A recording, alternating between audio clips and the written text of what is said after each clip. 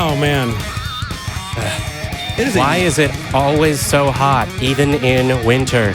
Yeah, it is a really warm Christmas season, isn't it? Yeah. Ugh. Here, catch. Is this live? Yeah. Oh, well, fuck me. All right. Yeah. Don't be late. Drive faster. All right, let's go.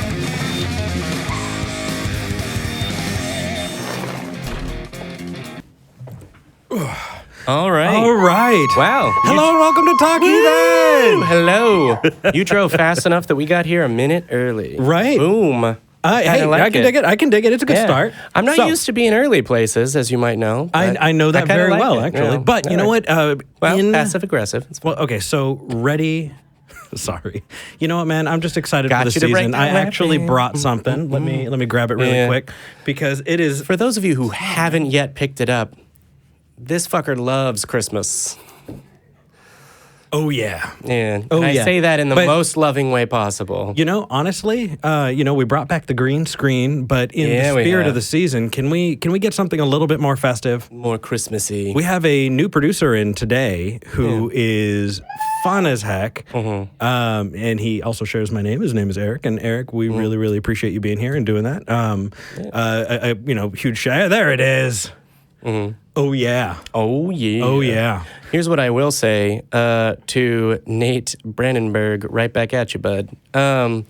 So yeah. You've got a green halo around your head. All right. Yeah. So I didn't even do the stuff. Okay. So today's December 23rd, 2018. It is season 2, episode 51. We have one more episode before season 3 will start. Can you believe it, dude? It's been a year. We've done 51 episodes. I literally can't. As an atheist, I'm closed-minded and deny everything. So. All right, now that's going to be my ringtone for you. I'm going to clip that. All right. As always, holy crap, we got a $50 donation in the live chat. Thank you so much to Mike.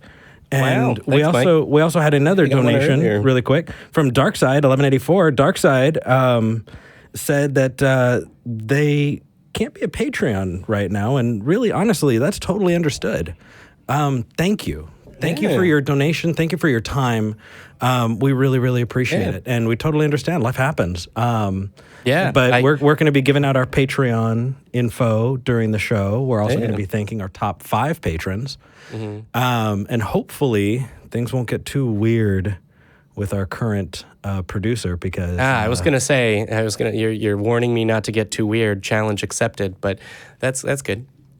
Ooh, it's colder now. That's good. All right, so are we ready to take our first caller? Yep. All right, let's start with Simon in Bulgaria. Simon, you're live with Eric and Jamie. Hey, it's been a long time since I've heard of you. Hey. How's it going? It's pretty good. That's Had a couple depressive months, but you know about that. Yeah, from someone who deals with depression, absolutely. Yeah. What do you want to talk about today? Well, you probably have a note. I've got a crush on a Christian girl. Okie dokie. Yep. I've been there. So I don't know how to pursue it. I would say it sort of depends on how much Jesus is a part of her dating life, because there's definitely there's some instances where people start dating and I know the stories from friends where it's, we started dating, but then they found out that I wasn't going to just convert to their religion, and then it stopped, which would be a shame. But I think that for the most part, unless they're, Pentecostal, you have to come to my church every week, there's almost certainly not really a problem with you just sort of pursuing it the way that you would pursue other women. I mean, Christians are people, so. What the hell? Yeah, it's really weird. The thing is, we disagree on so many things. Like, I play League of Legends, she plays Dota, I'm an atheist, she's a Christian. Wait, do you? If you both play Dota, that's almost as strong as religion. You can bond over that. Honestly, I would say that it totally depends on how much being an atheist is pivotal to you being, interacting with people, because for me, if I was, looking at a relationship with somebody now who is very, very religious, I don't think we'd have enough in common to go. And so if that is the case, I would say, dude, sorry, man. But at the same, I've met plenty of very happy, people who are dedicated and in marriages who are, one is an atheist, one is a Christian. And so I know it can happen. It's just, it can be tough and it takes work. Yeah, we've got a lot in common, but I guess our interests are kind of on the opposite sides.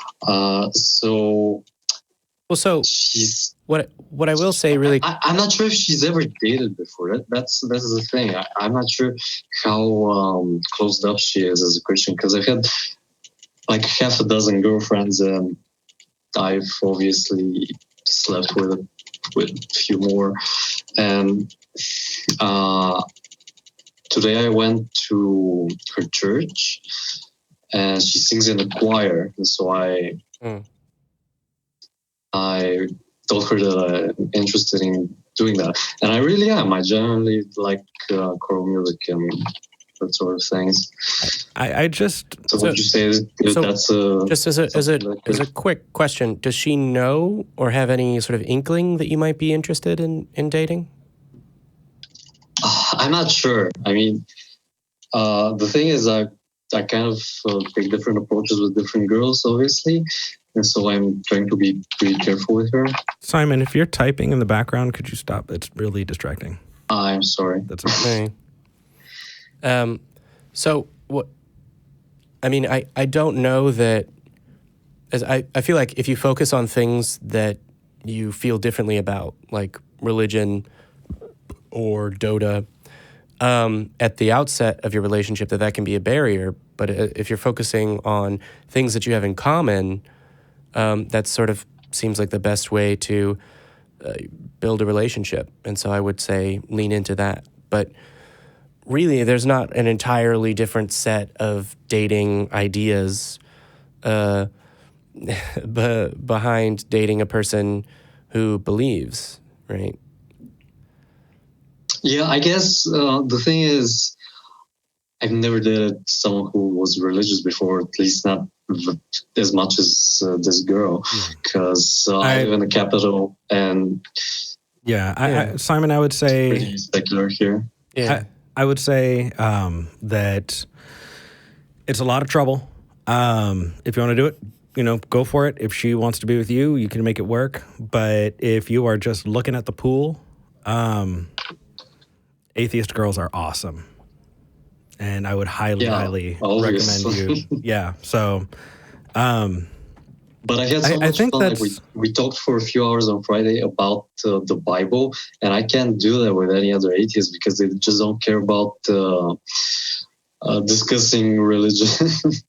Yeah. So you've made reference to at least no one as religious as she is. Is she how religious is this woman? Well, she sings in the choir every week at her church. I mean, I dated someone who played the piano in the church every week, and I think that worked out. It worked out pretty well. There weren't problems in the relationship that stemmed from that. I mean, at the time, I wasn't an atheist activist, but yet, but it sort of depends. I would say you get to know her before you judge how religious she is. Although you said that you read the Bible with her, so you have some idea of how religious, presumably. Well, no, we just talked over Discord. Okay. Well, that's a way of evaluating how much you have in common. So I would say go for it. Life's short. Give us a call back. Let us know what happens. Or you can hop on onto Facebook or one of our other many awesome social media. All the social medias. Because I'm sure people would be happy to talk to you and give you advice and let you know how things worked out in their lives. But just before I go. What's up? From my last call, I talked to a few people, and I talked to a Muslim guy in Saudi Arabia who was weirdly enough typing in a game lobby. He was linking a Muslim video saying that it was proved that the Quran is real. And also, Christmas in Bulgarian is literally called slaughter. Dig it. Weird. All right. Yeah. Okay. We're going to move on to the next call, but right. You take care, man. It was good to hear from you. Yeah, I'm going to watch you on the YouTubes now. Sounds good. Bye. Hopefully the advice helps. All right. Do we want to take... let's take number 6 real quick. Let's take number 6. We Hello, have Leeman. Leeman in South Korea. You're talking to Eric and Jamie. What the fuck is up with the flat earth behind us, by the way? No. It's a flat earth. Shame. Yeah. No. There we go. At least my chestnuts can roast. Wow. Okay. Okay. Leeman, sorry, you're talking to Eric and Jamie. How's it going? I'd like to point out that Eric is the one that yelled at the crew, so if you're going to put devil horns on either of us... Sorry. Leeman, what did you want to talk about today? There's actually a lot I wanted to tell y'all, but I know you'll have a lot of calls to get to. But I do want to say that I've been watching Talk Heathen for a year and a half, and I've seen both of you mature so much in that time. Thank you, man. That's really nice of you. Yeah. I could explain a little bit more detail if you wanted to, or if you're feeling a little shy, that's fine.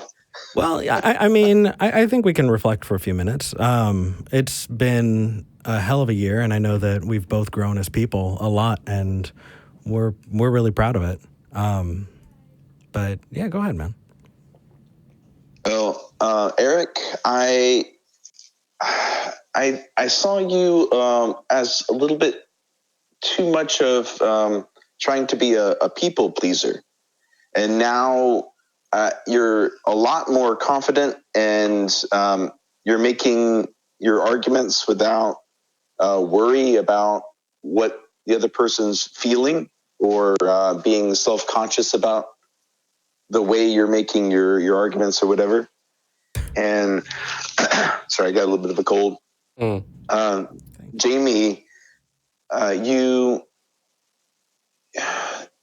still are flippant, or at least humorous, but you used to be a little too flippant, and that kind of undercut your case with your interlocutor.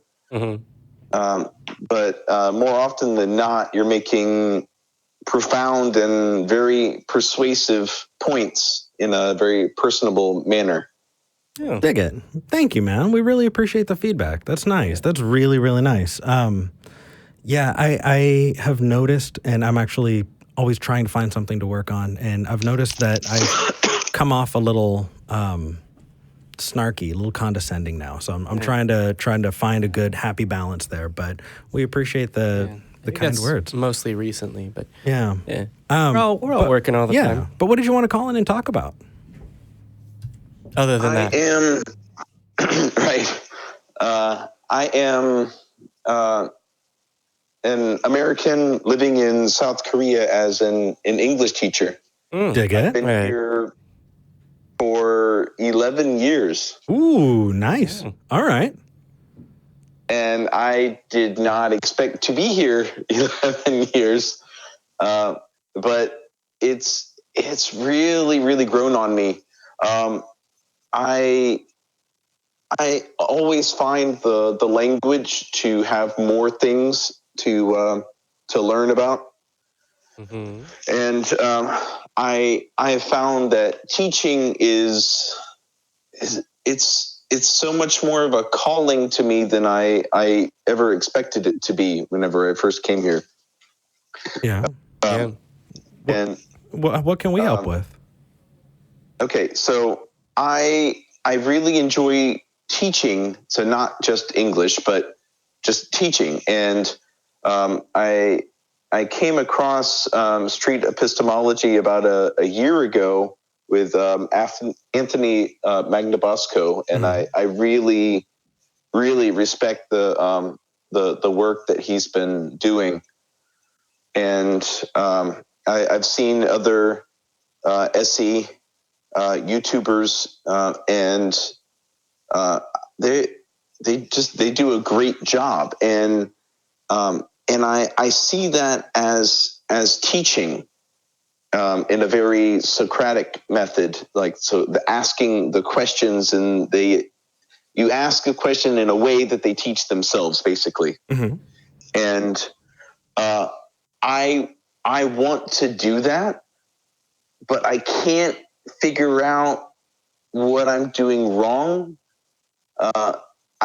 I go by the steps that I see the other people taking, but the people that I'm talking to inevitably, like they start out happy, like, oh, okay, and they're talking about it, and I ask questions, and then it'll get to something like, oh, are feelings a good way to come to conclusions?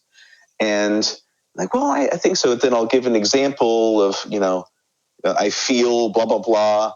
And does that make it true? And like every single time I've had conversations, it's like, I don't want to talk about it anymore. That's most people. I mean, you can start the conversation, but honestly, most people really don't want to talk about religion. It makes them uncomfortable, and in some cultures, it's taboo. Including the one that we're in here in the United States, it's quite taboo. So, but see, that's the thing, though. I mean, if they start out, they seem happy to discuss their religion or what they believe.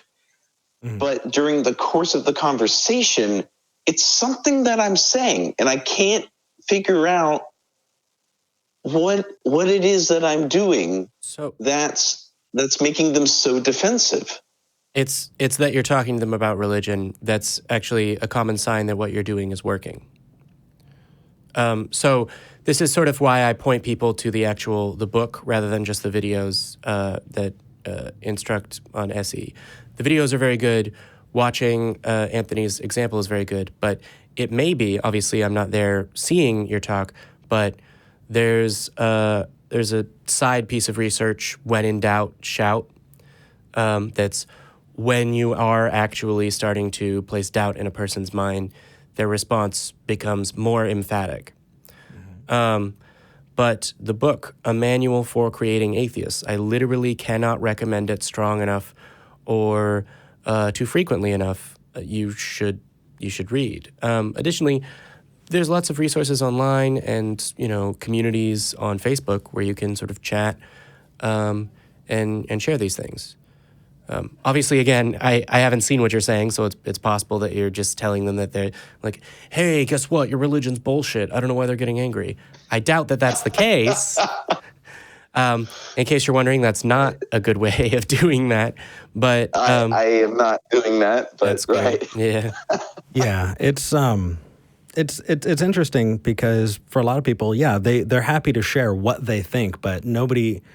Well, I'm not going to say nobody. I can't use that kind of language. But most people, when they become challenged with a question to what they believe, all of a sudden, response. Yeah, the entire structure changes because it's no longer, what do you think? Oh, I think this. Yeah. Why do you think?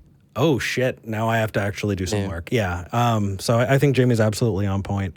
Peter Boghossian's A Manual for Creating Atheists is a great book that kind of dives into that. So I've got to echo Jamie's point.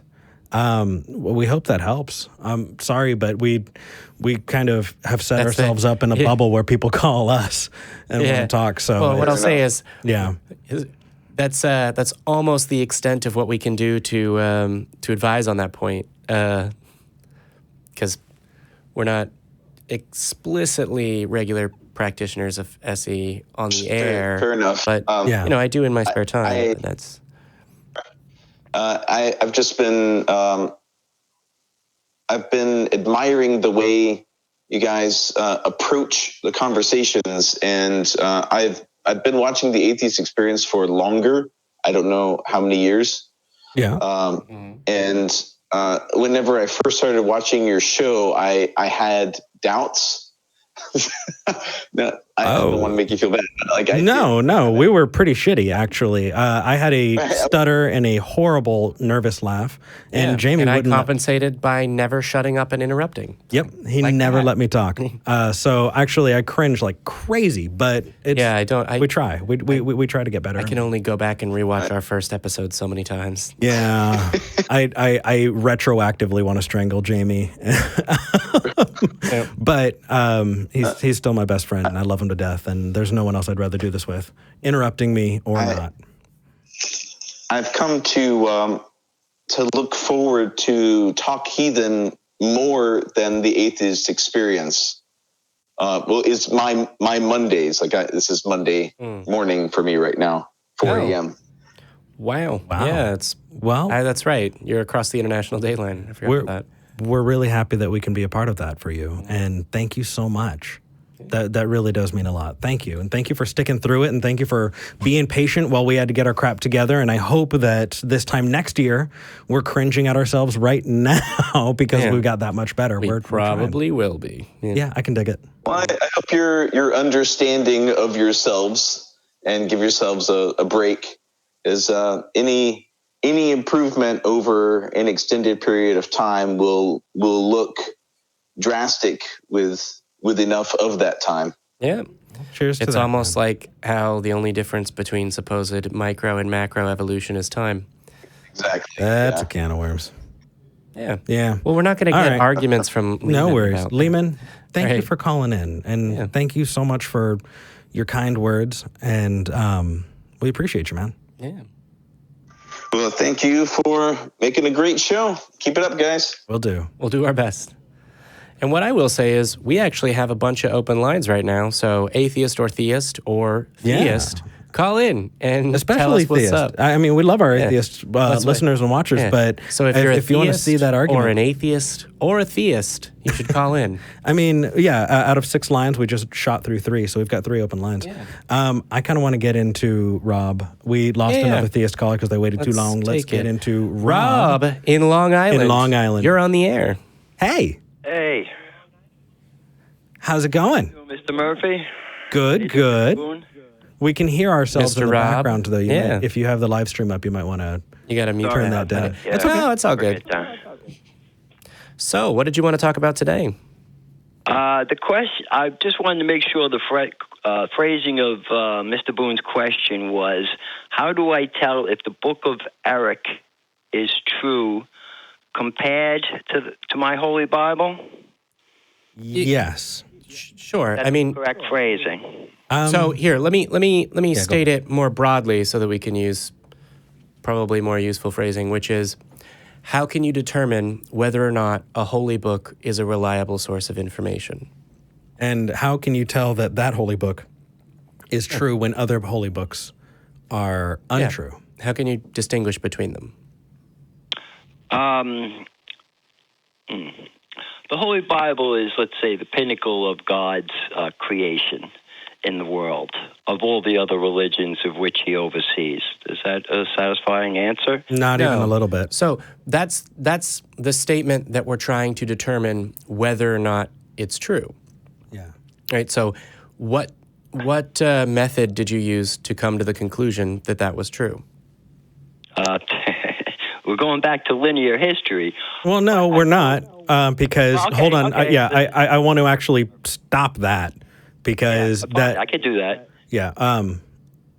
So I'm sorry, I'm getting distracted by the background. If this is the original background before we actually settled on our logo. We should be looking at the camera. I know, Rob. So here's the deal. Yeah.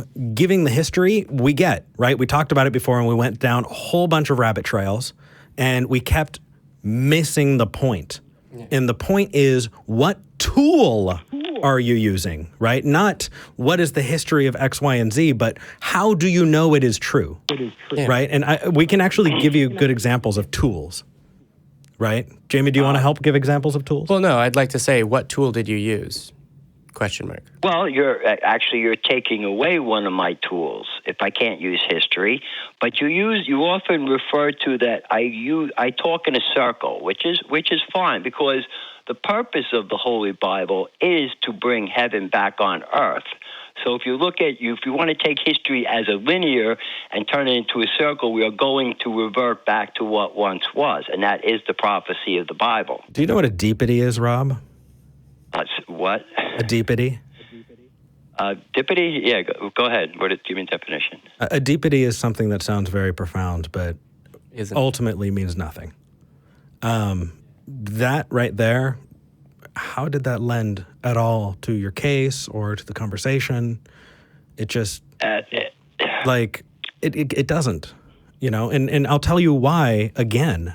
History, the way you're presenting it, does not point to the Bible being true, right? Do you remember my example about Spider-Man last time you called in? Who's Spider-Man? The comic book character. A comic book character? Is he Spider-Man's his name? Yeah. He's a superhero. He's kind of like Superman, yeah. Except teenage and... There's some differences, but he's a superhero. But there are, Spider-Man is in New York City. And so I can point to New York City and say New York City exists, therefore the Spider-Man in the comic exists because Spider-Man's in New York City, right? And so if you can point to a historical place and say, see, look, this place existed, therefore God or Jesus was there and did miracles, right? That doesn't follow. And that's an example of why that doesn't follow, right? So when you give these accounts... Jerusalem exists. And so does New York. So does New York, yeah. Actually, a great prophecy has been fulfilled. Rob? Jerusalem is now once again the capital of Israel. I'm actually pretty sure that you just waited your turn and cued in on a... I think it's that he... On a... There's a point being this here, Rob. It's a matter of quick. So here's the thing. There is a history of the now state of Texas with which I'm relatively familiar.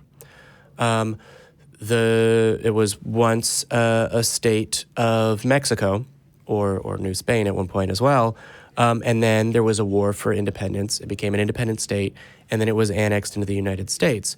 The reason that we know this is true is not that there's a textbook that says it. The reason that we know this is true is that there are historians and anthropologists and archaeologists that have records, that have physical evidence that these things are true. What is the physical evidence that, for example, pick your favorite story in the Bible, any of it actually happened? Israel exists. Christianity is flourishing. Hold on. Rob. You gave that last time, and we went through why that's bullshit. It's a bullshit answer, Rob, and we told you why it's a bullshit answer. Do you remember? You used the popularity claim. Yeah, no, it's not a popularity claim. Okay, so if something flourishes, does that make it true? Excuse me? If a thing flourishes, does that make it true, right? So if I start my religion, right, I'm going to keep using this as an example because it does not get you there, right? If I use my religion and I say the Book of Eric is true and I help a bunch of people, we talked about this before, that doesn't make my book true. So why would you continue to use that as a reason to think that that's true, right? That is another tool in your toolbox. That is a bad tool that we've talked about already, Rob. I can understand. How many tools do you think a person has in their toolbox? No, if you keep saying you can't use the hoe, you can't use the spade, you can't use the hammer. Right. How many tools does a person have to use? Because these are all legitimate tools. They're not. The point that he just made. There are nations that are built upon religion. Yeah. And some of those nations are built on Islam. Does that make Islam the true religion? Islam Muhammad worshipped God. It's in the beginning of the Quran. Yeah, okay. So there have been nations that were built on Hinduism. Does that make Hinduism the real religion? It makes it a religion. If it Okay, can cause so with peace does and it mean love, that the yeah, claims of that religion, does that mean that the claims of that religion about the physical world, about reincarnation, about Jesus not being the savior that erased original sin, because there is a nation built on that, does that make those statements true? reincarnation, that's another topic that we really don't have time No, see, to so go here's into. what keeps happening, Rob, is we give an example to demonstrate a point, and you refer to the example. The point we are making is that saying something like, there is a nation built on this idea, therefore the idea is true, is not a reliable argument. Okay, I can understand that. Okay. But the answer I would reply to is, if you could suck all the religions off the world with a mighty vacuum, if you had one, what would be left? Human beings. Helping each other, being kind, because it's the right thing to do. So let's... You would assume that if you're saying without any religions in the world would be a better place. Oh, you'd have way less places for bigotry to hide. You'd have way less reasons for people to deny their own family. You'd have way less reasons for things like honor killing, Rob. Yeah, dude. It would be a much better place. Exist in a world without religion. And it's one less excuse. In a world without religion. It is one less excuse. No. Try again, buddy. But let's dig back in, because again, you're getting off topic. You asked, what tools do you need? Yeah. Right? And we want to give you those. We want to tell you what tools actually work. The tools you're using. So you've agreed that, at least I believe, that a nation was founded on this idea is not a reliable way of determining that idea is true. We went through that a moment ago. So no, I didn't agree. I said it has a religion. If it's a religion that is works, the religion true? Are the statements in the religion it's true? manifested. Okay, so reincarnation exists and Jesus isn't the savior, and also he is, because the nation of the Vatican was founded on that religion. Can two contradictory things both be true at the same time?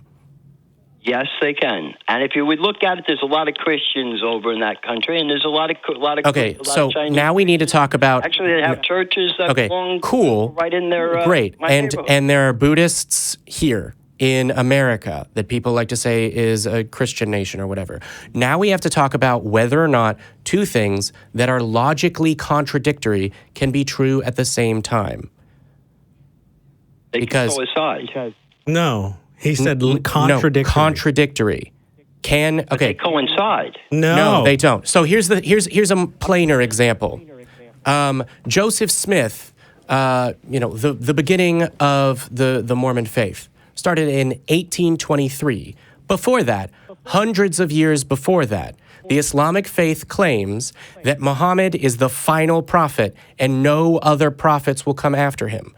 The Mormon faith claims that Joseph Smith is a prophet. Joseph Smith came after Muhammad.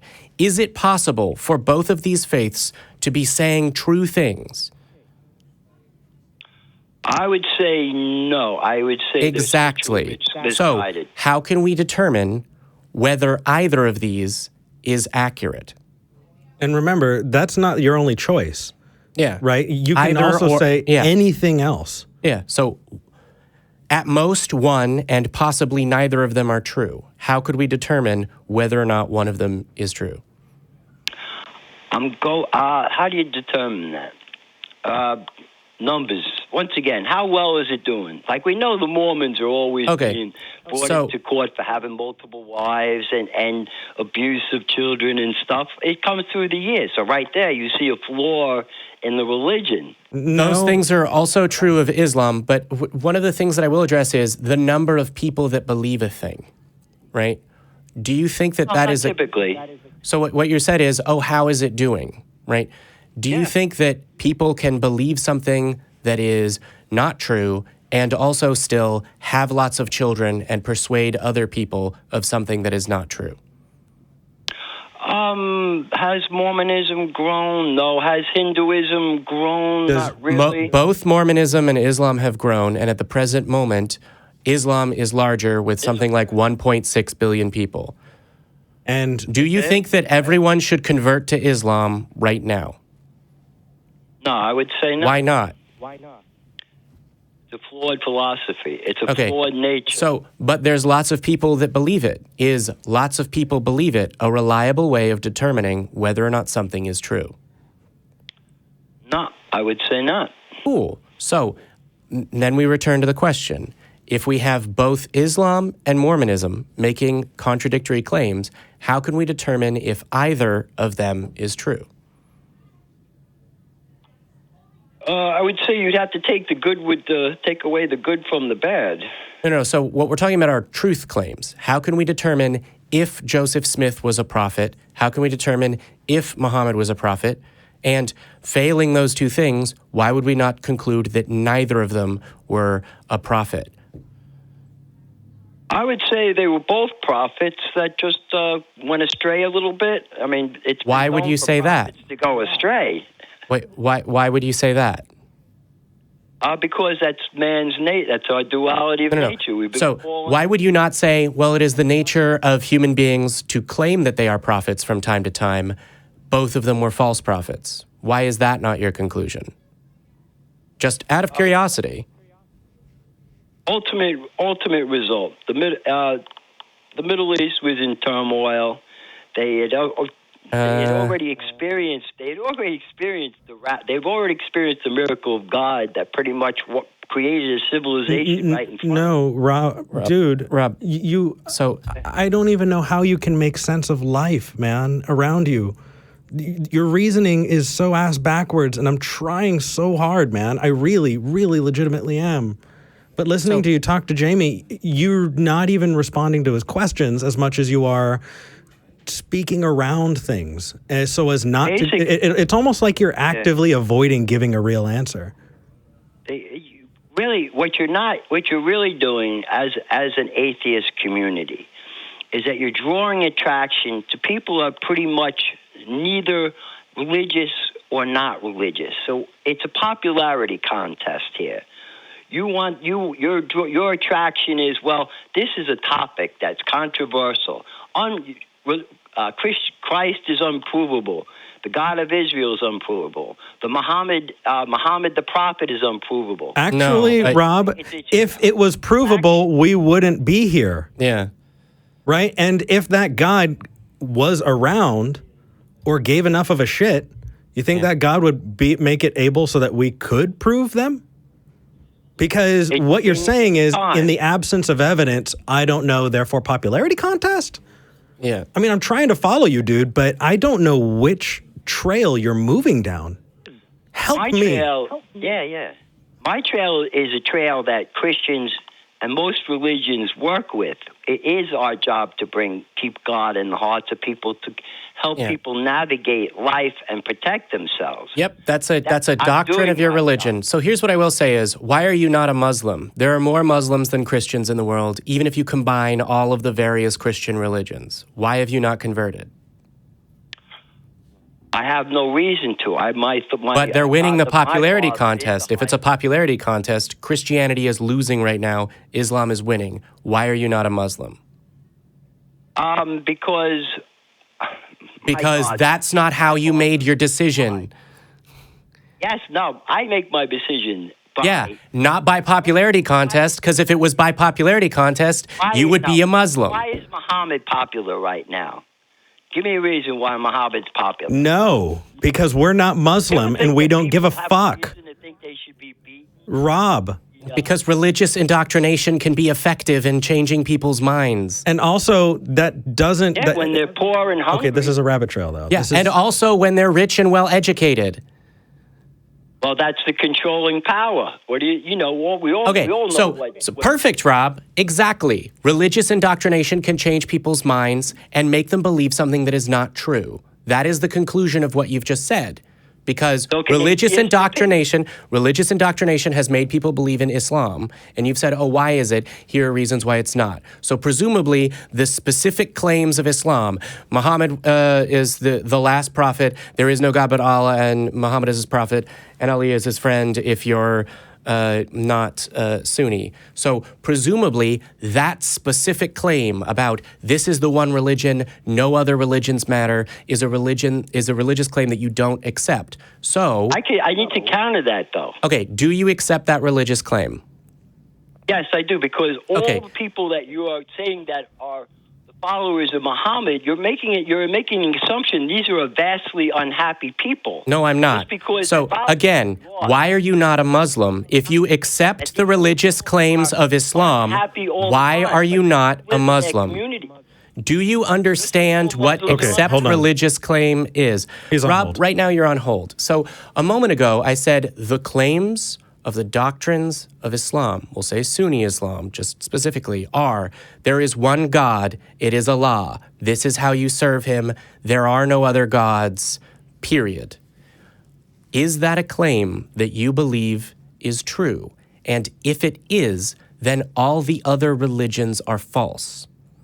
Do you believe the claim that there is one God, that it's Allah, and the specific things outlined in Islam is how to serve him? Yes or not yes? God has many names. Okay. No. You must So Rob, in your answer, you have given me your answer. You have given me your answer, which is no, unless you're talking about the 99 approved names of God in Islam. If you're saying there are many names, it's Vishnu, it's Jesus, then you are not a Muslim. You do not accept the claims of Islam. Great. So now you have to say that Islam is not a religion that accurately describes God, that Islam is not true. I would have to say it's at a disadvantage. Let's put it that way. Okay, so there are claims in Islam that are false. This is something that we have established that you believe are false. I also believe they're false, but for a different reason. Okay, are there claims in Christian doctrine, presumably that you hold true, like that are false? See, since the Holy Bible is my book. That is my specialty. I can fill the holes that you guys create. Okay, so why is it your book? Why is it your book? And I would fill those holes for you. Why is it your book? It was given to me by my father. Okay. Everybody's father. So I can exactly, say it's my book. Exactly. Right. And there are actually millions of people named Muhammad because they're the firstborn son in an Islamic family where Allah and, the 99 acceptable names of God were given to them by their father. Is the fact that something was given to you by your father a reliable means for people in the world to determine what is true about religious claims? Yes.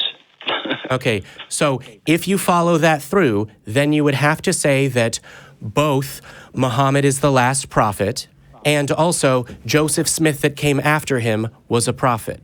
Do you see how these two things cannot be true at the same time? Yes, I can. Okay, so given that Mormons are told by their father that Joseph Smith was a prophet and that Muslims are told by their fathers Muhammad was the last prophet, can you see how just because your father tells you is not a reliable way of determining whether or not a claim is true? Okay, I will explain it this way. Yes, those are the last prophets for Mormon. That is the last prophet. Muhammad for that. No. For them. Jesus is still coming. We still have the final. Cool. Do you realize that the claims of Islam are Muhammad is the last prophet, period, there are no other gods? Do you realize that the claims of Islam are Mormonism is a false religion, Christianity is a false religion, Judaism, they've got it wrong? Do you see how they cannot be right about what God is or wants at the same time that Mormons are right about what God is or wants? They are both attempting to describe the universe. They're describing it in contradictory ways. At least one of them is wrong, possibly both. Are you following me so far? I would say both. Yes. There's nothing I can do I with agree. this conversation. I agree. So some of the reasons that people in Islam and some of the reasons that people that are Mormons give for you should believe my religion, it's true, are it's passed down and there's holy revelation. Do you think that it's passed down in families and it's holy revelation are reliable ways of determining what is true, given that fact? It's too broad a statement. You'd have to give it to me line by line. Okay, so I'm an expert in the Holy Bible, not every other book. Okay, so to be clear, then presumably you would believe that the Quran and the teachings of Islam are at the very least, a failed attempt to describe God? Once again, it's too broad a statement. It's actually kind of specific. So if you believe the claims of Christianity that there is one God in three parts if you accept the Trinity, and that there is original sin, and that Jesus died on the cross to forgive us of that, then other things that contradict that would be false. Right? If I hand you a ball and it's red and someone says it's blue. Real quick, yeah. Yeah, okay. So you have specific religious claims. So earlier in this call, you were talking about how, well, no, two things that are making contradictory claims can both be true. And you seem to have a somewhat loosey-goosey hold on whether or not other religions have true things to say about God. And now it seems like we've clarified that no, the claims that Christianity or specific version of Christianity that you practice are accurate claims about God and others are not. So I think at this point, we can get to the specific claims that you have about God, assuming that you and I can agree that at the very least, all of the other religions except for the one you believe are false. Did you ever think it was a reason that... Respond to Jamie first, Rob. I do think it because I think it's human nature. The Holy Bible is the God of the world. Okay, cool. So the other the other religious claims are false. Some parts are, some parts aren't. Depends where you come from. What are the necessities in that area? Here's what I will say. I'm kind of with you, depending on exactly what you mean, until you say it depends on where you come from. Either there is one God, or there is a different number of gods. One God above all God. All right. Do you believe there is more than one God? I believe he showed himself to different continents for different aspects of himself for different reasons. All right, but there's one. Right? Is that your belief, that there is only one God? That's correct. Okay, so claims in versions of Hinduism where they say there are multiple gods are false. God has multiple personalities. Yes, but when they say there are separate beings that are different gods, would you agree with me that they are wrong? I would say God granted them the ability to have that religion unto themselves because are they correct about existence and the universe? Do you care whether or not it's true? Then it's correct.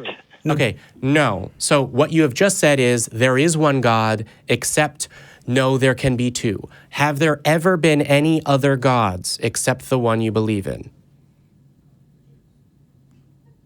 Obviously, we just discussed it. He has the ability to be in a lot of different places and characterize himself in a lot of different ways. You believe that there is one entity that can present himself as multiple entities, right? Yes. So that would be either logically you would have to believe that for one reason or another, religious claims about there being two or more separate gods would be false, would be wrong. Or one God talking to a different group of people in a different way. That is a spiritual explanation for why people that claim that are wrong.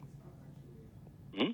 Right? So presumably, when a person says to you, I believe that there is more than one God, that is a statement that you would disagree with. And then you could go on to say, no, that's God tricking you into believing that there's more than one God. It depends who, you're talking to me. I can assimilate into. So here's what here's where I think we are, Rob. People make different claims about the existence of a God. Those claims cannot all be true. They can all be false, but they cannot all be true. I understand that if I ask a Muslim about God, that they will say that, no, Allah is God. There are no other gods. I understand that if I ask a Mormon about Joseph Smith, that they will say that he is a prophet. I understand that if I ask a Muslim about Joseph Smith, that they will say he is not a prophet. But just because a person believes it, just because a billion people believe it, does not mean that it is accurate, doesn't mean that it's true. What you're saying. All right, I need to correct what I'm thinking here. Okay. Once again, God gave everybody part of Him. Says you. Every race of people have a fundamental difference. How it can be explained, I don't know, but it's true. So God lets. I don't know, but it's true. That is the thesis of this entire conversation, Rob. Yeah. Do you get that? That is the thesis of this entire conversation. I don't know, but it's true. No, I do know. I'm telling you. No, you're telling me I don't know. Okay, so honestly, it has pissed off our producer enough that he put up a screenshot of Christopher Hitchens saying that which can be asserted without evidence can be dismissed without evidence. And so here's what we do, Rob. Good. Okay? Is there anything in the Bible that you think is not the Word of God?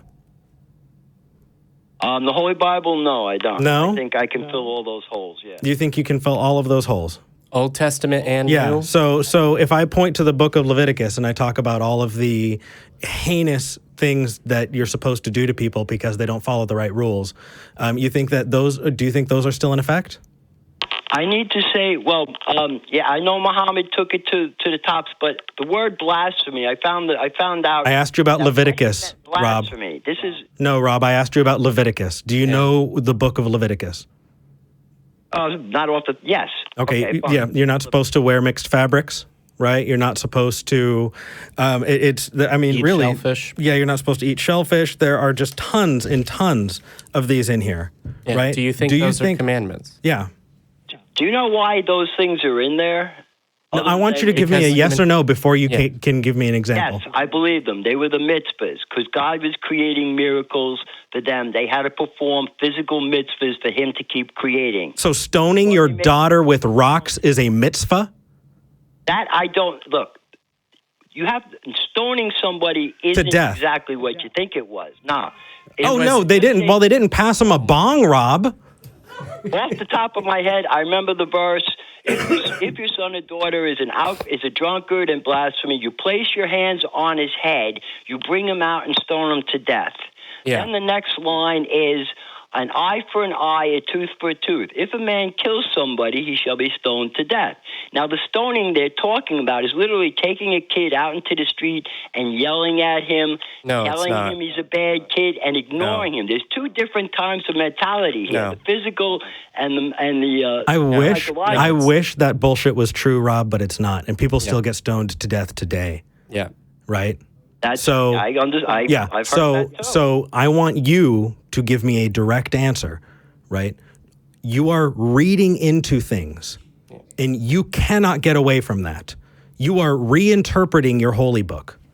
Now, I want you to tell me, without Rob's reinterpretation, is that the inerrant word of God? Should I follow in Leviticus how to get slaves? No, that's in Genesis, sorry.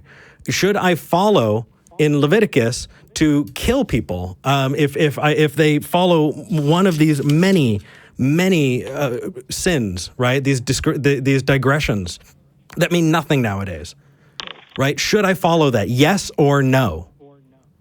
I have to read Leviticus. You have to give me a direct line. I just gave you an explanation of one of the verses I read where the blasphemy, the child was taken out and he was publicly humiliated and ignored till he spiritually died.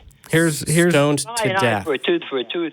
So when it commands death for things explicitly, using the word death, signifying capital punishment, if this is the inerrant word of God, presumably that means that putting someone to death for something at the commandment of God is morally just. How about you give me the line and the chapter? In a moment, Eric is going to read you a line in a chapter. If there is a commandment from God to stone someone to death, is that what we must do? In the meantime, let's see this in the live chat. Give me your favorite line from Leviticus. Yeah. So no. It's not a spiritual thing to take someone to the edge of town and hit them with rocks until they die. That I need to see because I've seen you guys discern things. Here's what I will say. Even if it's not in the Bible, let me give you an example. If the Bible says take someone to the edge of town and kill them, should we take someone to the edge of town and kill them. Again, I'm saying did he kill somebody else? I don't know what to tell you. Did he kill somebody else? Yeah. Okay, so that sounds like a yes. Would God ever command the death of someone unjustly?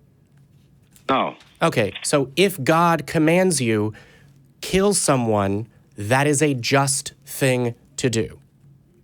I don't think God would ever tell me to do that. If God did, would it be just, and would you do it? No. First of all, he would never tell me to do that. That's not my place in life. That's other people's jobs. Yeah, if God said, the world is corrupt, and I call upon you, my child, my follower, my true believer, go forth and kill this specific person, would you go forth and kill that specific person? No, I'd have to discern that as an evil spirit, my friend. I'd have to discern that as... How can you tell the difference between an evil spirit and a commandment from God? A spirit's a bad word. I'd have to say that's a mental illness if somebody thinks somebody's told them to go out and kill somebody. I actually want to bring this back around here, okay? Yeah. Leviticus 20:13 was the most popular. If a man lies with a male as he lies with a woman, both of them have committed an abomination. They shall surely be put to death. Their blood shall be upon them. Leviticus 20:13. Again, I'll read it. Yeah, I'm waiting. Hold on. If a man lies with a male as he lies with a woman, both of them have committed an abomination. They shall surely be put to death. Their blood shall be upon them. Wait. I'm not lying to you, man. I had to look it up. I'm not. I need to see the preceding. Listen, you're taking a line. I need to see the preceding and the after. Sure. The one before is, if a man lies with his daughter-in-law, both of them shall surely be put to death. They have committed perversion. Their blood shall be upon them. Let me give you the one afterward. If a man marries a woman and her mother, it is wickedness. They shall be burned with fire, both he and they, and that there may be no wickedness among you.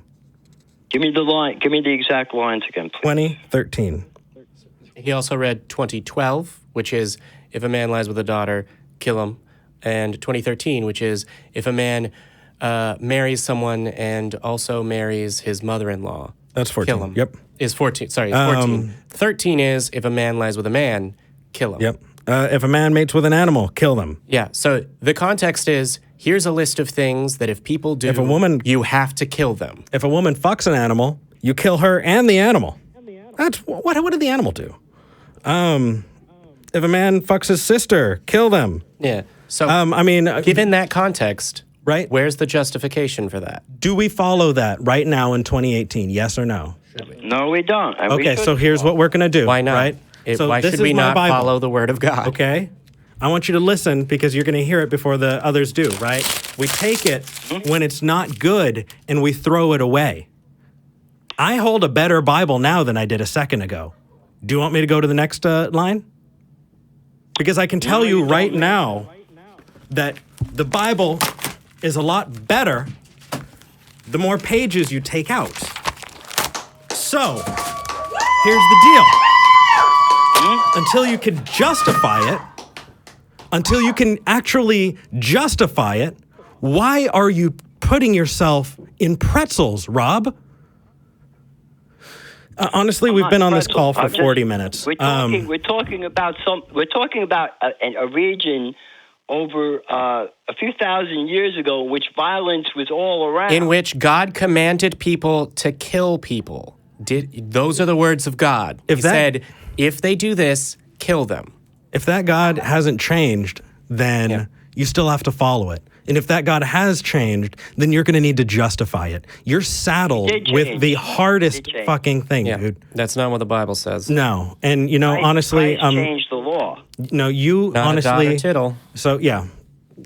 Of the law shall be changed. And he didn't say he came to get rid of it. He said he came to fulfill it, right? If we put into the United States law, right, that speeding will get you a ticket, you'll get pulled over by a police officer. Does that mean that if I get pulled over by a police officer, that officer has fulfilled the law, so there will be no more speeding tickets? No. But it doesn't even matter. Because you've shown us over and over that you do not care about what is real. About what? You do not care about what is true. And if you did, then you need to look back at this, because let me show you what a good tool is. Because we've had bad tools on parade, right? Here's a good tool. Follow the evidence wherever it leads. Here's a good tool. Don't start with the answer first. Right? Here's a good tool. Be ready to be wrong, because when you are corrected, you get to learn more true things about the world. Right? Here's a good tool. If you find something and think that it is true, go and test it.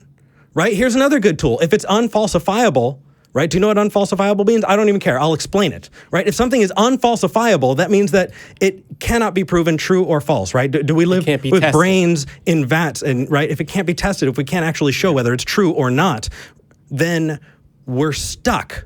But that doesn't mean that you get to assert whatever you want.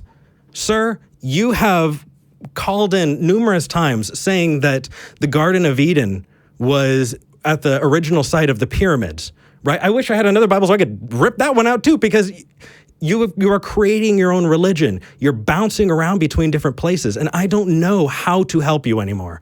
All I know is I'm frustrated as fuck, and I'm ready to move on. You ready? Fine, Mr. Murphy. Cool. Done?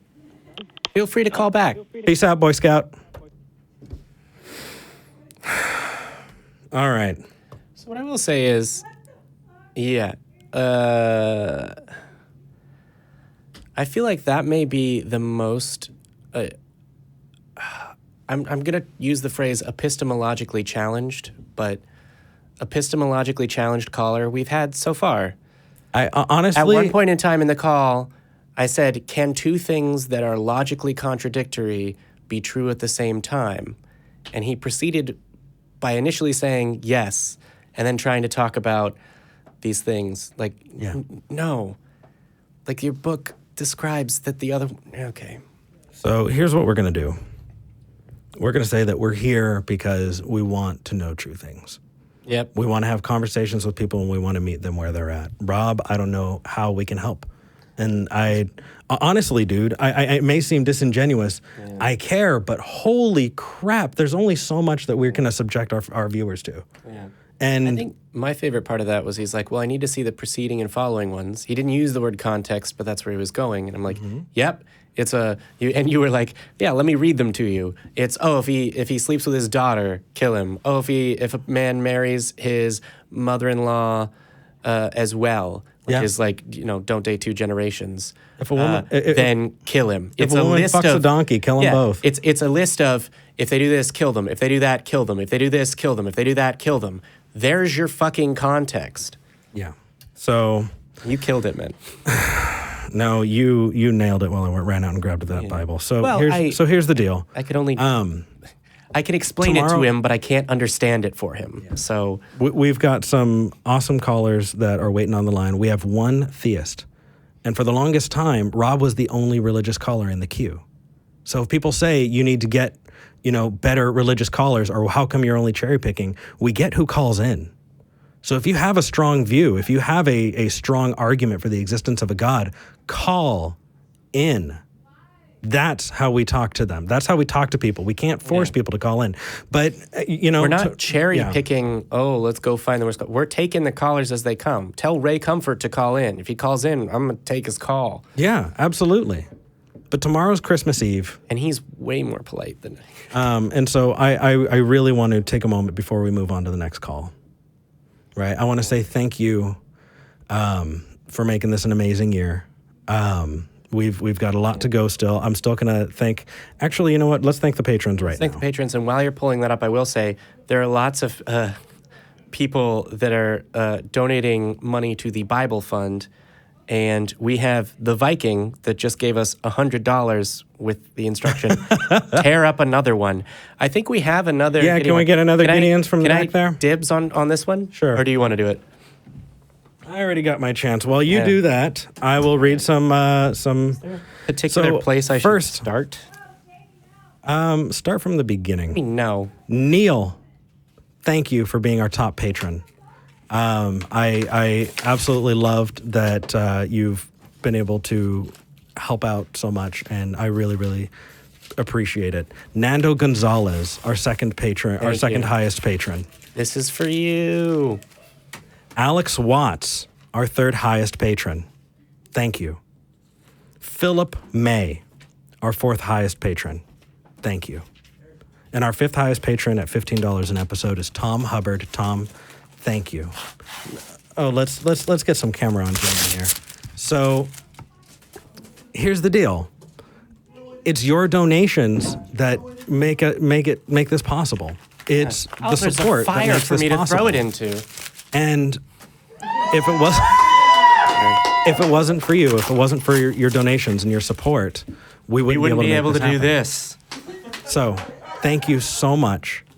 We're going to continue to expose bad ideas and try and make it a little better, just like Jamie's improving upon his book. You can too. Please, if you would like to become a patron, go to patreon.com/talkheathen to me. That's patreon.com/talkheathen to me. You ready? Actually, I just knocked out my my earbuds with this. All right. Well, actually, while you continue, most of the let's get just a couple more things. Yeah. Right. I think I've gotten most of the genealogies. That's just for having to read them in school. Jesus Christ. I would love to thank our social media team. I would love to thank the amazing faces that we see, both regulars and people who come from all over to be in the live studio audience. Thank you, live studio audience. We're halfway through the show. Stick around. We're just saying thank you. I want to give a special thank you to those people in the booth that are making this happen. Our producer, our audio engineer, our running the calls. I mean, we've got some amazing people back there. Thank you. It's $1 and $2 donations that make this happen. Yeah. Thank you. If you know someone who's super duper rich and also an atheist, we're happy to have them donate a bunch of money as well. But up until this point, it is you that's making this happen. Thank you. So emphatically tearing up the Bible, I knocked out my... All right. So let's move on to Steve in Arkansas. Steve, you're live with Eric and Jamie. Hey, man. Hey, boys. How's it going? Good, man. Good. We got some donations in the live chat that I'm incredibly grateful for. Eric, I didn't even see it. I just lost my mind a little bit. Eric beat me to tearing up a Bible on the air, so he should be pretty happy. Yeah. Well, Merry Christmas, bro. Whatever the fuck that's worth. You know. Hey, I celebrate Christmas. Thank you. He loves Christmas. Yeah. Yeah. Cool. Oh, so Eric, do you remember me saying something to you this week in a message about that guy, Rob? Yeah, you sent me a bunch of messages this week and said that you had a really good argument for the existence of a God, even though you don't necessarily believe in it. And that was really intriguing, so much that we held a spot for you. And so we're really happy that you're here. What would you like to talk about, or how would you like to present this? You got an argument in favor of this thing? Right. You know, here's the deal. I've been thinking a lot about it, and I wouldn't necessarily call it an argument per se, because I'm in a position where I'm like midway through my deconversion here. Oh. And if you could put milestones on it, that is, which obviously you can't. But it's a long journey. So I don't really profess. Go ahead. What? Oh, I was just saying, it's a long journey. There's probably a lot of milestones. Oh, Jesus. So basically, like, I don't profess to, believe in anything concretely, so I don't feel as though I have any sort of, like, real backing to argue for this. I'm just more or less curious about what you guys think, so I'm more or less just picking your brains. Yeah. So, here we go. I didn't know how I was even going to, like, word it, so if I stumble, It's all right, brother. You're doing great. That's all right. Okay, so here's what I want to do. I'm going to say 2 words, okay? And then after I say those 2 words, Eric, you get to go first, and I want you to tell me where you think I'm going with this shortly. I would, just because of the amount of time we have left in the show, I don't know how many games we can play. We'll do our best, but I'd really like to. It won't take long. It'll be real fast. Okay, go ahead. Real fast. Okay, Susan Boyle. Susan Boyle, the woman who with the amazing voice. Dream and time gone by. That one. The singer. Yeah. All right. So ahead. What do you think? Real quick. Your quickest 5-word answer, what you think I'm going to say. I think she's a good singer. I don't know, man. What do you got? Do you count contractions? Because I was going to say, I don't think she's God. If that's where this is going. Seriously, I don't know, man.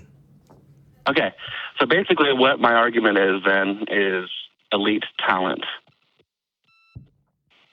The spectrum by which humans operate in the world, not only just on a day-to-day acts of daily living way, but also in our innate ability to transcend all of our peers by miles sometimes, and somewhat naturally from even young childhood, prodigy, to me, speaks of something much more divine about us as opposed to all the other, if you want to say, for lack of a better word, creation, because they all act within a very small spectrum of performance for all these things. Whereas, like, you know, some dogs might be better at doing tricks, but they're still just fucking stupid dogs, and you got to take care of them. I love dogs, you know, don't take it personally. Yeah. But I'm wondering more or less about the elite talent in the world and where the fuck that shit comes from. The brain. I mean, to be clear, everything. Ultimately, in the same way where you're like, well, where does all this energy come from? Either it's nuclear or it's from the sun. Right? Like that's where the energy that we use on the planet comes from ultimately. So human societies form because of human tendencies in the brain. Human understanding forms because of the use of our brain. We're able to deliberately build our muscles in gyms that we build with heavy muscles because we have the idea to do that with our brain. We are the most intelligent living species on this planet, and that's why there's more than 7 billion of us, and basically only beetles outnumber us at this point or something. Actually, I think probably if you count each individual member of viruses, basically, as far as species on the Earth go, it's basically human supremacy. And unless we destroy this home that we have, we're going to live here until the sun swallows it. Is that what you're talking about? Or are you talking about the fact that some people are better than others at certain things? Therefore, there must be a deity? No, that's not. That's sort of what I'm talking about, but that's kind of underscoring what I'm talking about. So here's what I will say is... logically, hold on. Say something real quick. Logically, everything, all varieties of all things, some of them are going to be better to some degrees at certain things than others. But I'm talking about skill that is so far beyond... Give me an example. Like when Susan Boyle opened her mouth and fucking angels came flying out, you know, it's kind of like that doesn't necessarily come just from the brain. It comes from the vocal cords as well. Just as a quick side note, you mean metaphorically angels came flying out? Yeah. It's so... Okay. Yeah. I'm midway through my deconversion. I was sort of like, okay, that might be a huge step back. There are great singers, there have been great singers, and there will be great singers, and they all operate just as humans do within a certain vocal range using the same tools that they have at their disposal biologically. I don't know how somebody being good at a thing within the range of things that people can be good at and that we value. Yeah, I'm not even beginning to catch what you mean. Can you give us a different example than Susan Boyle? Well, so here's what I will say is... Oh, yeah, anybody. I can give you examples of, for instance, you want to say that it's the brain and people are able to flex their skills over time by practice and study, education and whatnot. But how come some people, like children, can be prodigies at such a young age with very little effort or time required to come to such elite levels of skill? The brain. I'm not talking just being better at somebody. I'm talking about being way fucking better than them. Yeah. And it's not Mozart. Even like, skill sets. We can't sit here and debate that humans have skill sets. I agree, which is why I'm wondering why we're debating whether or not humans have skill sets. Yeah. It's not really like I want to go back to the original attitude I had, honestly, and not getting away from it, because I feel like I really, like I said, I called to learn. So I'm really I can't really debate any of this. I'm kind of honestly, yeah, I'm probably making this shit up as I go, to be totally honest with you, because to me, it's just basically my mind trying to get itself around certain shit. Steve, cheers to you for being honest, because having that understanding. Yeah, I went through that. Yeah. I went through that for a while. That's totally understandable. It's very human. And honestly, we all do that to some degree. I mean, I've worked in schools for many years, and every day a kid comes to school and tries on a different personality. They try to see who they want to be and how they want to be, and it doesn't change. If you think that you've got a good model for the way you see the world, you're not really going to be able to see whether or not it stands up until you bounce it against the real world. So that's okay.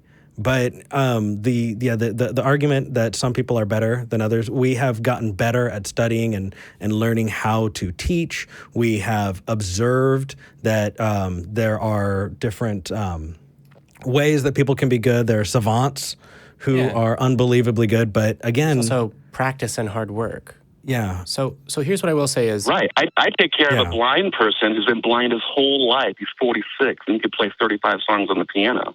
Nice. Well, good for you and good for him. I didn't realize you were taking care of the ghost of Ray Charles, but good for you. Neither did I. So Sorry. So here's what I will say is there's an apologetic that's sort of been abandoned because it's weak, which is, if there are good things, there has to be a thing that's the most good. If there are powerful things, there has to be a thing that's the most powerful. That thing is God, and we should be in awe of it. And what I'm seeing in your answer is, wow, there are people that are very good at things. How can that be possible? Isn't that something to do with a God? And I would say, no, it's the world is colorful and, in only a metaphorical sense, a magical place. True. Honestly, and to be totally fucking honest with you here, I actually like your answer better. Because I have come to find the more that I let go of the absolutes, that God is the answer for every fucking thing, that robbed me for all my years, 38 years now, of the wonder of the world. Now, the more I'm able to grasp that, even if it's very slow, the more I'm able to experience wonder, almost like childlike wonder again. It's pretty awesome, man. So when I bring these things up, I sort of feel like it's just me wondering. We're here for you with a fire. Come in out of the cold. Here's a good little tool that helped me over time, but it took me a while to actually understand. What I was going to say is a gap in knowledge, or the fact that something is really cool or awesome, does not create a good argument for the existence of any kind of deity or religion. Sure. And there are, and there's so much more than just the examples that you gave, right? People point to the expanse of the universe, verse, right? People talk about the fact that there's complexity, on the biological level that makes us up. And they say, that's amazing, therefore God, right? There are tons of these arguments that use that exact reasoning. And as you come across them, just remember that... It's another God gap issue, isn't it? Yeah. Yeah. And so as you come across those, just remember, is there an explanation there? Because if there's not an explanation, then you've got more digging to do.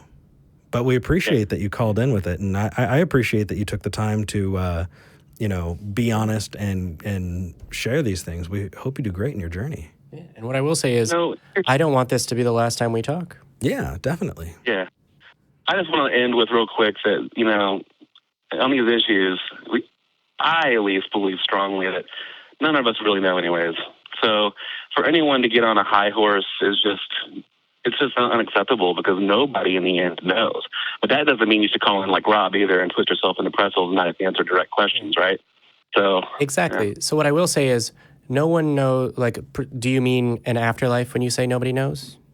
I say nobody. When I say nobody knows, I literally mean we don't really know much of anything. I mean, we have science, and I do trust the science. But still, we don't know how that began. We never really know. We have theories. So what I will say is, we don't know everything, but there are things that we do know. We know that the Earth is not flat, and we know that the Earth is also older than 6,000 years. And so a religion that claims that is claiming something that is false.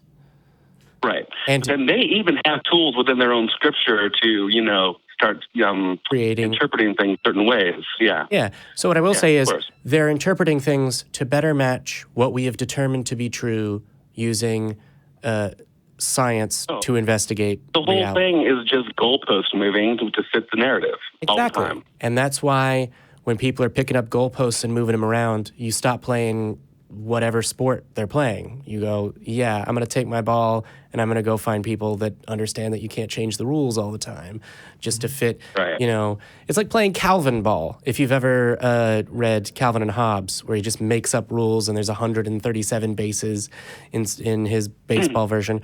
The last thing I will say that I want to leave you with is, sure, there's a fastest human being, the one that sprints the best, etc. There's also a fastest deer and a fastest shark. Sure. And I don't think that deer or that shark is more divine. Right. Exactly. I don't either. Yeah. I don't think that the running speed was ever the point of what I was really saying. However, I'm right there with you with this human being is very good at this human being is very good at that. At the present moment, there is an all-time winner in ridiculous genocide, which is Stalin. Yeah. Actually, wait. I think he got more than Mao, but it's pretty close up there. I can't remember the exact numbers. But I don't think that Stalin was more divine for being good at genocide. Like, skill just inspires a level of, whoa, how did that happen in human beings? And, whoa, how did that happen asks for an explanation. And when you ask for an explanation, your mind, when it can't find one, human minds, all of them, have a tendency to go, you know what? It's something beyond me. And in a way, I can know that by praying. And I call it God. And I would say, let it go a little bit. Be one with the wind and sky, etc. It's all going to be all right. All right. Well, Steve, thank you for calling in, man. Have me on, guys. Take care. Thanks. All right. Merry Christmas. See you guys. See you. Back at you, brother. Did you know people are taking a shot every time we touch our mics? Every time? Yep. Okay. Oh, wow. That's old. Holy crap. Yeah. So I was going to say, he hasn't agreed to it, but I bet. No, I can't do that. I can't go, donate as much money as you can to get Eric to take his shirt off. But I bet they could get you to take your sweater off. I bet they could get me to take my pants off, but I really want to save that for another time. I'd love to move on. He's not in the mood right now. In Honolulu. Anne, you're live with Eric and Jamie. It says that you're a religious caller. I promise I'm not going to bite. Yeah. We had a rough conflict earlier, and I definitely went on and on and on. Yeah. But we're generally nice guys. Yeah. What would you like to talk about? Hi, Eric and Jamie. I really like your show. I watch Atheist Experience also, but you guys are so much calmer and nicer, so I'm kind of partial to your show. Sorry, Matt, wherever you are. Oh, Matt's spending time with family right now. Yeah. Well, thank you. He's a good sport. Thanks, Sam. I'm always impressed with I'm impressed with how you guys handle theist callers, because I've been a believer for many years now, and a lot of times not even I can figure out what their question is, so good job, guys. I mean, trying to pin down exactly what it is so that you can figure it out is so much harder than people realize. Well, I think they might realize that it's really hard. Well, no, but being able to pin down a specific point so that you can investigate it, right? Or else, how are you ever going to get there? Yeah. But in any case, what would you like to talk about? What did you want to talk about? Okay, well, I'm not going to do the does God exist argument, because there's lots of that, and churches teach us how to argue that through hours of Sunday school, and they give us invisible tools like faith that it's probably just in our heads, so it can't really be argued, but I appreciate the fact that you guys handle that on your show as well. Thank you. I'm a Christian for 39 years now, but at my age, after so many years, I kind of think I'm a believer held hostage, so I'm really on the fence. I grew up a Holy Roman Pentecostal. Ooh, wow! And I had hell, revelations, all that stuff beat into me through sermons and movies, and actually had horrible nightmares for years as a kid. So religion definitely isn't perfect. I'm so sorry to hear that. Yeah. That sucks. Anyway, I think the biggest battle, though, of religion versus atheism is not really if there's a God or not, but what happens after we die. I feel that, religion, or all the ones that I've heard of, they seem to kind of prey on our fear of death. They all seem to focus on the afterlife, what you get after death, whether it's virgins, heaven, or whatever. And atheism, has none of that, obviously. So I still have a fear of death. And, believe me, I'm not saying that believing in a God is totally comforting because, of course, the church also gave me nightmares. But, I feel atheists want to show religious people the real truth and the errors in religion and all that. So how do you think atheism could tackle the afterlife portion of religion? Wow. So there are a couple different places that you can start right there. Let me think. What is a good place to even start? I think that you first have to start with addressing the after effects of learning that, when you die, there's nothing pointing to anything happening at all, right? Because there's a drastic sense of loss. When I came to that conclusion, I thought back and I mourned the people that I've lost in my life up until that point because I really hadn't given myself the opportunity to fully process their loss. On top of that, there are these ideas of greater meaning that are put on you, right? And that you need to do X, Y, and Z before you move on to the next life. There are these ideas that this is just a small waiting room before you get to the life that really matters more. And contending with all of those takes so much more time than people realize. I guess I'm at a loss for where to start. Yeah, I often feel that way as well. And I also often feel like I'm less qualified to talk about this than other people because for the most part, that doesn't hinder me in the way that it seems to get to most people to some degree, right? Like I'm going to die, and I haven't really had an existential crisis so much as an existential, well, that's a bummer. But it is very difficult to deal with death, right? And yeah, there are parts of life that are kind of shit. And I think the best thing that we can do is be here for each other. And that's why I think to a degree you have kind of a point, which is one of the more powerful sort of tools, I will say, or weapons that certain religions have to hold people hostage in them is fear and fear of death. And even beyond that, fear of hell. Which sounds like it's more, you're more afraid of death rather than a specific afterlife. But in any case, yeah, I always struggle to bring people comfort on this point. Yeah. And I would say it's part of the reason why we say at the end of our show, for those of you that don't believe, there is a community for you. Or there is community for you. So one of the things that was one of the first things that was told to me was, were you upset before you were born? And after you go, there's not going to be any upset.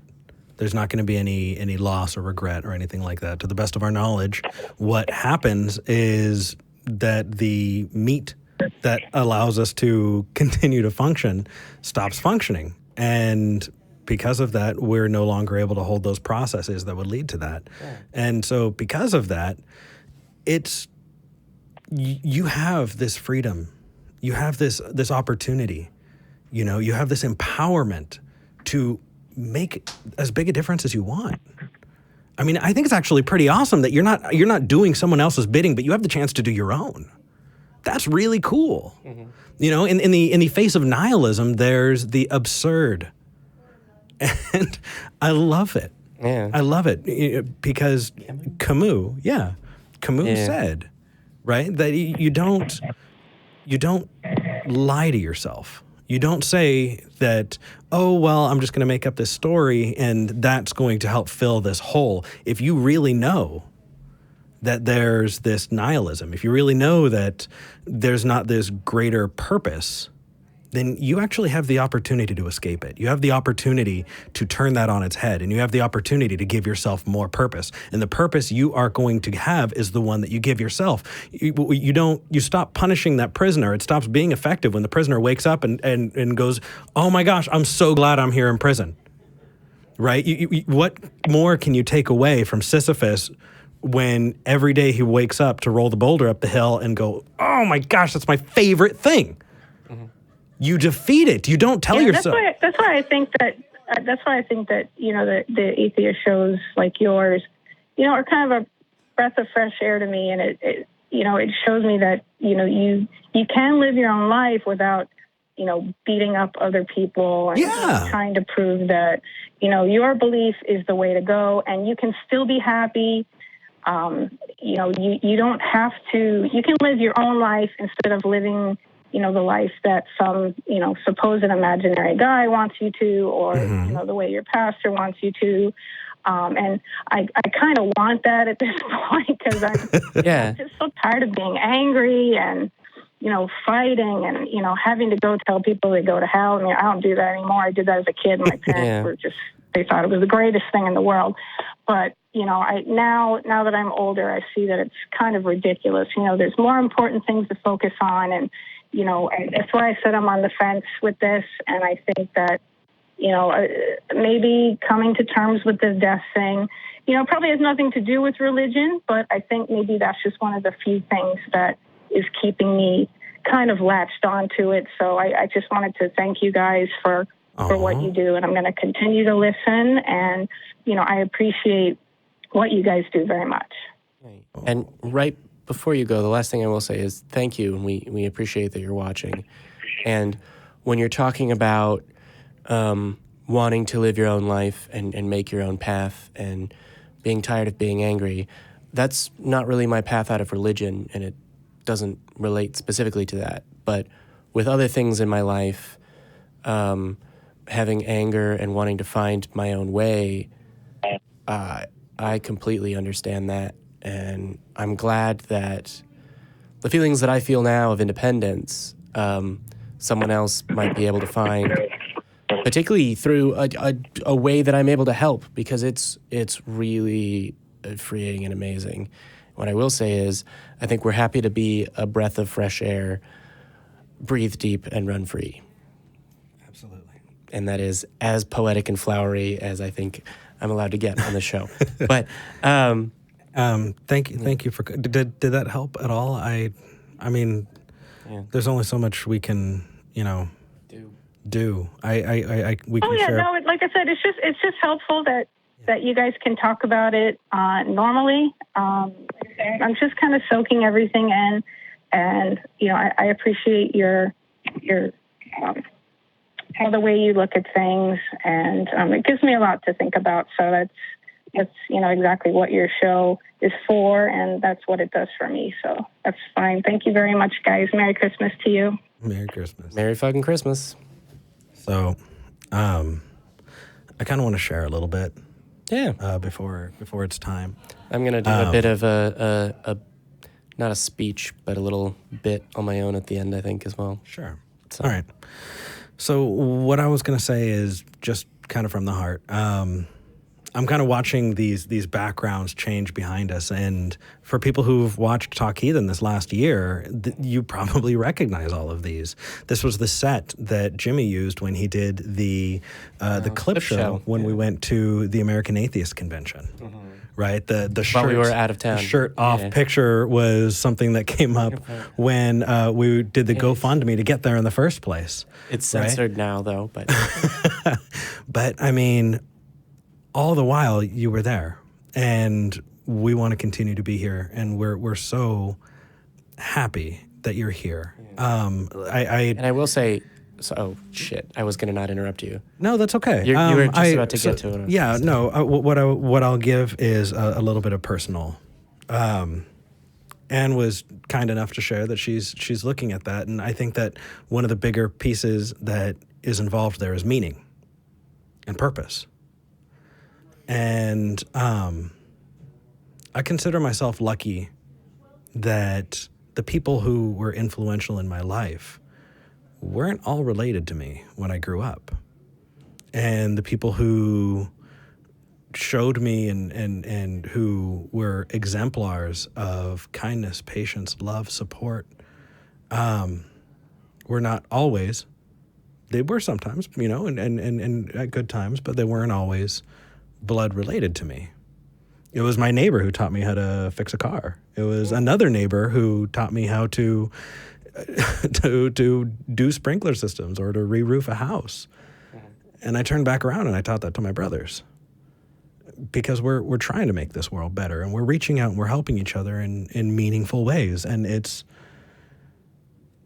really important. And now that we're here, now we have an actual chance to turn around and help others. And I want to do this all of the time. Jamie, this is it for me, man. This is the best life. Yep. And you're going to do your thing. But Christmas, I always say, is another reason that any reason I can get to tell the people I love that I love them, I'll take. And if you celebrate something else, if you celebrate something different, it's not just about going home or feeling awkward. It's not just about talking to people who may or may not be toxic in your life. What it's about is celebrating the people that you care about. It's not about receiving gifts, and it's not necessarily about giving them, but it's about reaching out and saying, I care about you. And as it goes to Jamie, I just want to say that to everybody that's reached out, even the people who are critical, from the bottom of my heart, thank you. And however you say Merry Christmas or Happy Holidays or whatever, thank you. Love rings from the studio. All right, Jamie, go ahead. Are you wanting to close us out, or do you want to take it up in the after show, or do you just want to? We'll do an after show. But if we can zoom out, because I'm probably I may very well stand up for this bit, which is that in this episode, even if you're listening, you've definitely concluded that we've been sort of tearing pages out of the Bible and chucking them places. And after this, we may very well have a Bible fight. I'm all for it. There's enough people in the audience, but it's not because we hate any individual or any group. It's that these ideas in this book are bad, and they tear people apart.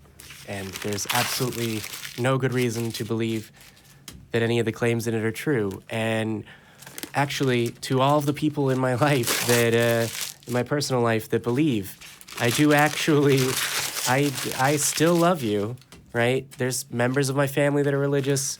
One of my oldest friends believes specific things in this. Perhaps my oldest friend believes in a lot of magic and spells and woo.